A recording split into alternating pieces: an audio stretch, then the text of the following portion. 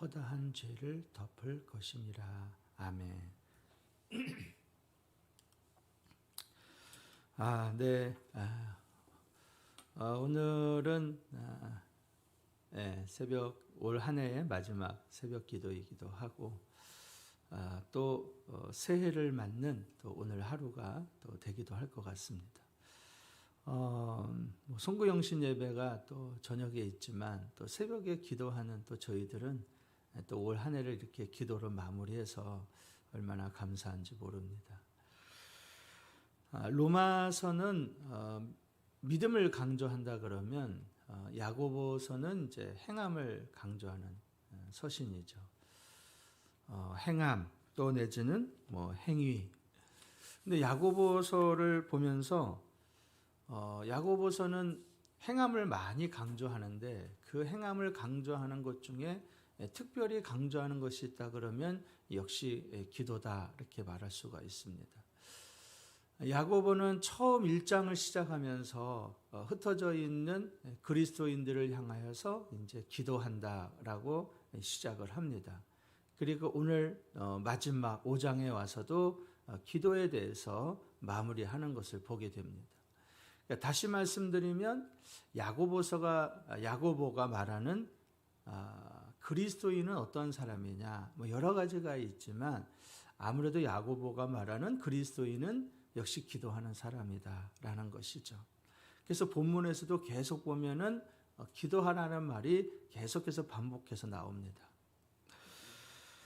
먼저 살펴볼 것은 야고보는 이제 3번을 기도를 요청하고 있는데 먼저는 그는 기도할 것이요 그랬습니다. 그는 기도할 것이요. 누가 기도하라는 것이냐라고 13절을 보니까 뭐라냐면은 너희 중에 고난당하는 자가 있느냐 그는 기도할 것이요 즐거워하는 자가 있느냐 그는 찬송할지니라 그랬습니다. 그러니까 누가 기도하느냐 봤더니 고난당하는 자가 기도한다라는 것. 다시 말씀드리면 우리가 언제 기도하느냐? 고난이 왔을 때 기도해야 된다. 고난이 왔을 때. 물론 즐거울 때는 찬송하라 그랬지 않습니까? 찬송도 곡조 있는 기도라 이렇게 말을 하죠. 그러니까 인생을 놓고 보면은 고난당할 때도 있고 즐거울 때도 있는데 두 번 다 야고보는 기도하라고 얘기하는 거예요. 고난당할 때도 기도하고 즐거울 때도 기도해라. 다시 말씀드리면 늘 주님을 붙들고 기도하라는 것이죠. 특별히 고난이 왔을 때 기도하라고 말하고 있습니다. 사실 고난이 없는 사람은 아무도 없죠. 근데 고난이 다가왔을 때 사람들의 반응은 제각기입니다. 어떤 사람은 고난이 찾아왔을 때 근심하게 되고 또 걱정하게 되고 얼굴에 수심이 가득하고 밤잠을 이루지 못하기도 하고 또 밤낮까지 잃어버리는 경우도 있습니다. 또 어떤 사람은 고난이 찾아오면 분노하죠. 그리고 원망합니다. 그리고 저주하죠. 그러니까 사람이 고난이 찾아오면은 각기 그렇게 반응을 한다는 거예요. 어떤 사람은 불평하기도 하고. 근데 그것은 사실 고난에 대한 올바른 반응이 아니다라는 것이죠. 그리스도인은 고난이 다가올 때 어떻게 반응해야 되느냐? 염려하고 근심하고 밤잠을 이루지 못하고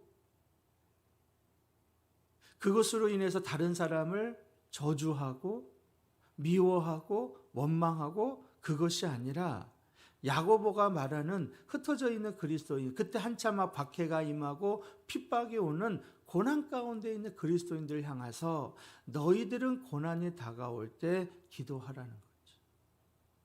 그러니까 그리스도인들에게 고난이 찾아왔을 때의 반응은 기도하는 거라는, 기도하는 반응.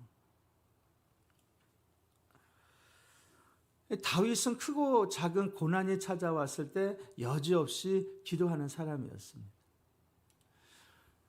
그래서 시편 편을 보면은 10절과 11절 제가 읽어드리겠습니다. 여호와여 들으시고 내게 은혜를 베푸소서. 여호와여 나를 돕는 자가 되소서. 주께서 나의 슬픔이 변하여 내게 춤이 되게 하시며 나의 베옷을 벗기고 기쁨으로 띠띠우셨나이다. 여호와여 들으시고 내게 은혜를 베푸시옵소서. 들으시고 은혜를 베푸시옵소서.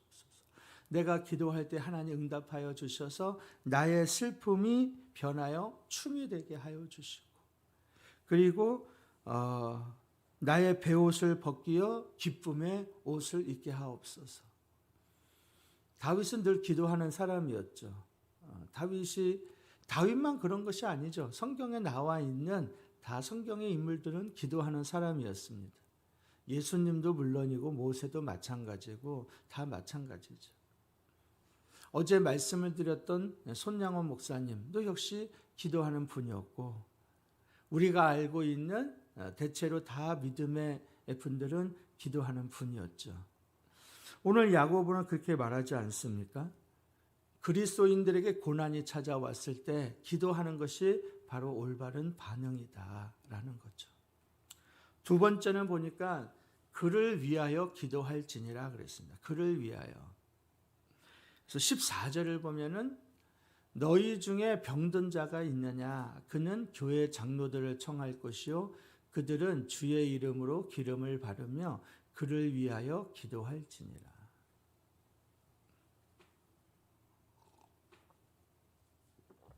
왜 기도해야 되느냐 봤더니 병들었을 때에, 또 병든 자가 있을 때 너희들은 기도하라 이렇게 말하고 있습니다. 병이 들었을 때 기도해야 된다고 말하죠. 특별히 교회 장로들을 청하여 기름을 바르고 기도하라고 했습니다. 본문에서 교회 장로들은 사실 목회자를 말하는 거죠. 목회자를 초청해서, 그리고 기름을 바르고, 기름을 바른다라는 것은 그 당시에 이제 약재료를 얘기하는 겁니다. 약을 바르고 기도하라는 거죠. 그러니까 병들었을 때 올바른 방법은 내가 무조건 기도해야 되겠다라기보다는 내가 무조건 약을 먹고 의사를 통해서 병을 고쳐야 되겠다, 그거보다는 분명히 성경에서 말하고 있습니다. 의학이나 의술도 다 하나님이 주신 것 아닙니까? 그 지혜들. 하나님이 의사나 또 내지는 의료계를 통해서 하나님이 지혜를 주셔서 병든 자를 고치기도 합니다. 그러니까 두 가지가 다 병행해야 되겠죠. 약을 먹기도 하고 또 기도도 해야 합니다. 그게 다 하나님의 역사예요. 근데 왜 야고보는 목회자를 초청해서 기도하라는 이유가 뭘까? 집사님도 기도할 수 있고 권사님도 기도할 수 있고 장로님도 기도할 수 있는데, 특별히 병이 들었을 때에 장로들을 초청해서 기도하라고 얘기하고 있습니다. 목회자들은 조금 더 능력이 있어서 그러는 걸까? 15절을 보면은 이렇게 나와 있죠. 믿음의 기도는 병든 자를 구원하리니 주께서 그를 일으키시리라. 혹시 죄를 범하였을지라도 사하심을 받으리라. 목회자를 초청하는 이유는 다른 것이 아니라 자신의 연약함, 자신의 죄들을 고백함을 통하여서 죄사함을 받으라는 뜻이죠. 왜냐하면 죄가 있는 상태에서는 하나님의 능력과 역사가 나오지 않기 때문에 너희들은 목회자를 초청해서 그들에게 너의 연약함을 고백하고 너의 부족함을 고백하고 그리고 믿음의 기도를 드리라는 거죠. 신방을 가다 보면은 사실 다른 분들한테 이렇게 말씀을 나누기 어려운 것들을 대체로는 목회자들은 얘기하죠. 그래도 목사님은 기도하시는 분이시고 또 그러니까 성도들은 목사님을 믿고 자신의 연약함을 고백하고 부족함을 고백을 하죠. 목사들은 사정을 알아야 되기 때문에 또 그분이 어떤 연약함이 있는지 그것을 가지고 기도합니다.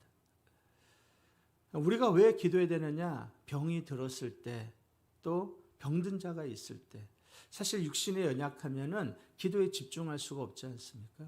그러니까 기도를 요청을 하는 것이죠. 가족에게도 기도 요청을 하는 것이고 교회도 마찬가지고, 그리고 가장 중요한 목회자에게도 내 영혼을 위해서 기도하는 분이지 않습니까? 그러니까 자신의 목회자에게 나의 연약함을 얘기하고 기도를 요청하고 기도를 받는 것이죠. 세 번째 봤더니 서로 기도하라 그랬습니다. 서로 기도하라.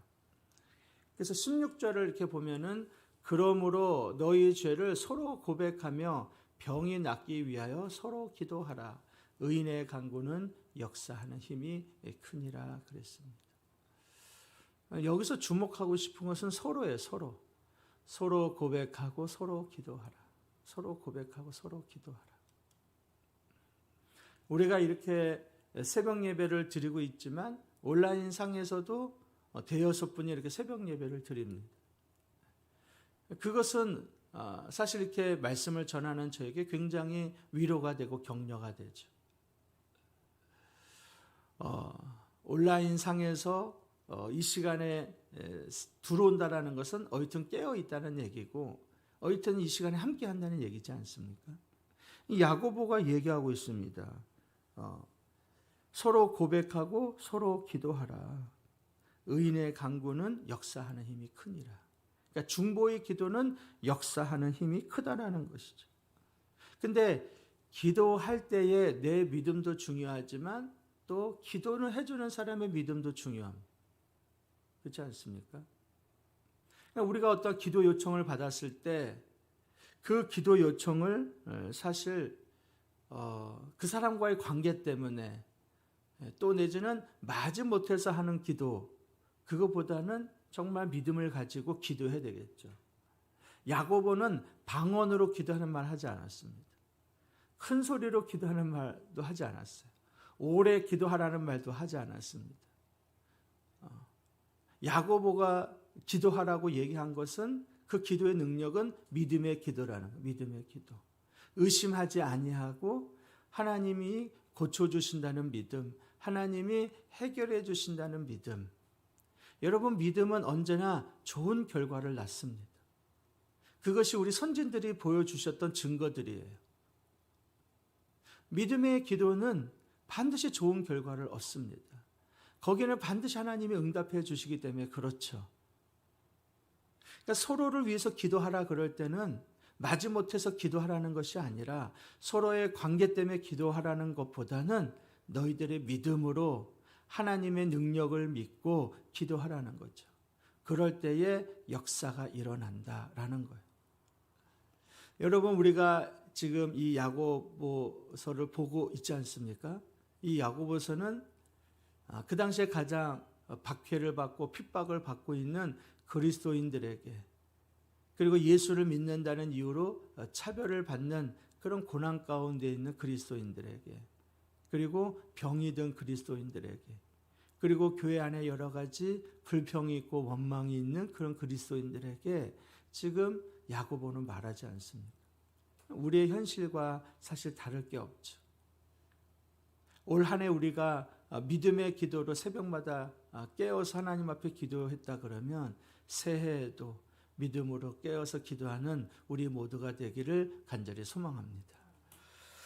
기도 제목 우리 함께 읽고 기도하겠습니다. 기도 제목 하나, 기도만이 모든 문제의 해답임을 깨닫고 항상 엎드려 기도하는 그리스도인이 되게 하옵소서. 둘, 오늘 저녁에 드려지는 송구 영신 예배를 통해 한 해를 인도하신 하나님께 감사하며 새해를 인도하실 하나님을 기대하는 은혜와 소망의 시간이 되게 하옵소서. 두 가지 기도하고 자유롭게 기도하고 돌아가도록 하겠습니다. 우리 주여 한번 부르고 기도합니다. 주여, 하나님 아버지, 올 한 해도 이렇게 주님께서 새벽마다 저희들을 깨워주시고 하나님 앞으로 인도하여 주셨음을 감사합니다. 하나님, 기도만이 모든 문제의 해답임을 깨닫습니다. 하나님, 고난이